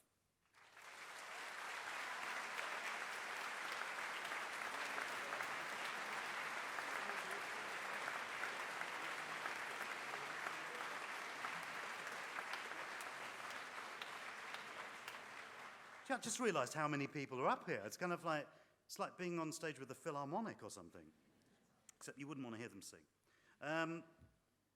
Whether your next step is gainful employment, the search for it, further academic study, simply some time out, I wish you the very best. This is the point where I have to sort of give you a few thoughts to close the ceremony. Of the ones I'm going to say, the really good ones are other people's, and the others are mine. It's something I've been thinking about. We have been increasingly living in a quantitative world. You know, everything seems to be distilled down to numbers. How was the film? I'd give it 2 stars. How was your meal? About 6 out of 10. How's your day going? Yeah, I'm operating at about 60%. What did you get in the test?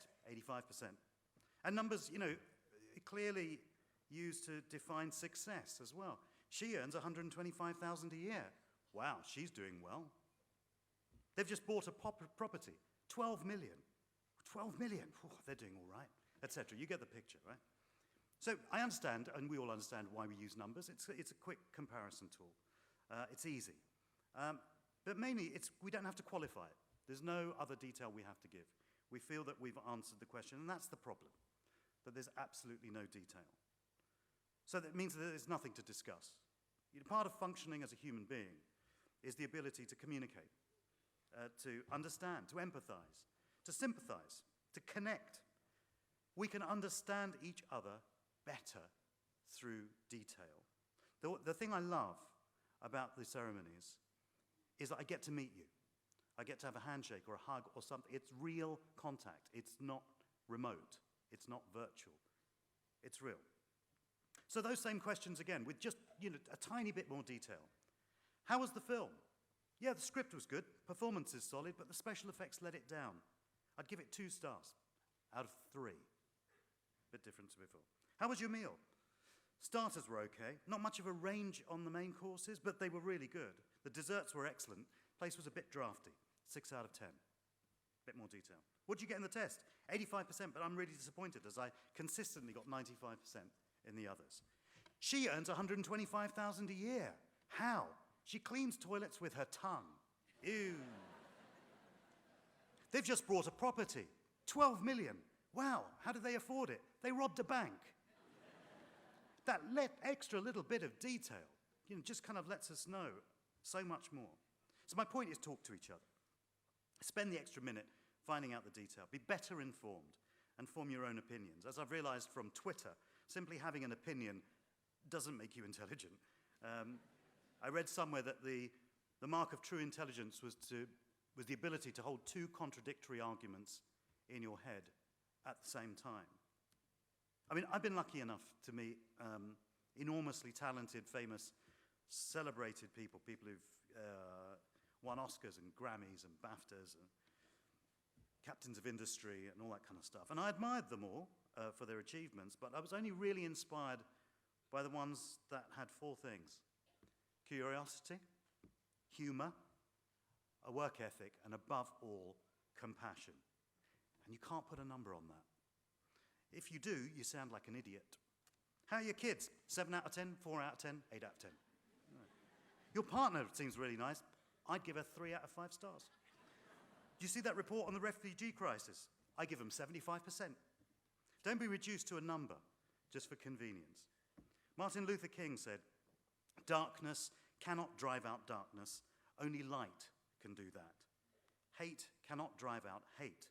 Only love can do that." You can respect someone for having an opinion without having any respect for the opinion they hold. Horace Mann, who was a 19th century politician, an educational reformer, said, "Do not think of knocking out another person's brains because he differs in opinion from you. It would be as rational to knock yourself on the head because you differ from yourself 10 years ago." Mahatma Gandhi said, "Be the change you want to see in the world." You want to see a world that's more compassionate? Be more compassionate. You want it to be a more kind, forgiving place? You be more kind and forgiving. Don't be afraid of making mistakes. I read a thing recently that said, a smart man makes a mistake and learns from it and never makes that mistake again. A wise man finds a smart man and learns from him how to avoid making the mistake altogether. Embrace change. It's going to happen whether you want it to or not. A step into the unknown is a step into the realms of possibilities. You have no idea what the future is going to bring, but you may have if you have a hand in creating it. Yes, there will be difficulties, tragedy, sorrow, but also joy, laughs, happiness. It's called life. It's normal. I embraced unpredictability the moment I changed careers and became an actor and a writer. You may know this, but for the 2 people who don't, you may be aware that Sussex was my first choice when I applied. I didn't get in. Apparently my grades weren't good enough. So I took my business elsewhere, scraped through my degree, worked in jobs that I wasn't happy in, changed careers, and waited till all those who'd been responsible for me not getting in had either retired, been deported, were in prison, or became just plain dead. And I got in as Chancellor. And my point is, ha, ha, ha, ha, ha, ha, ha.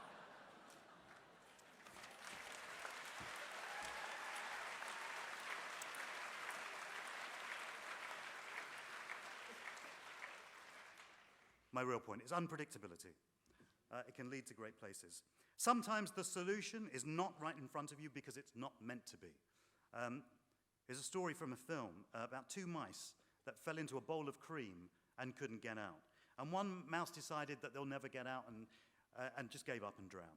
And the other mouse kind of thrashed around and splashed and thrashed and struggled and splashed until all the cream had been churned into butter and he stepped out of the bowl. Sometimes the struggle is the solution. As the old Japanese proverb says, fall down 7 times, get up 8 times. It's a privilege for me to have shared your great day with you. Thank you for your inspiration. As one of my heroes, David Bowie, said, I don't know where I'm going from here, but I promise it won't be boring. And the same could be said about you lot. Be creative, dream big, be kind, never, never give up. I wish you all happiness and good fortune in everything you do. I officially declare this graduation closed.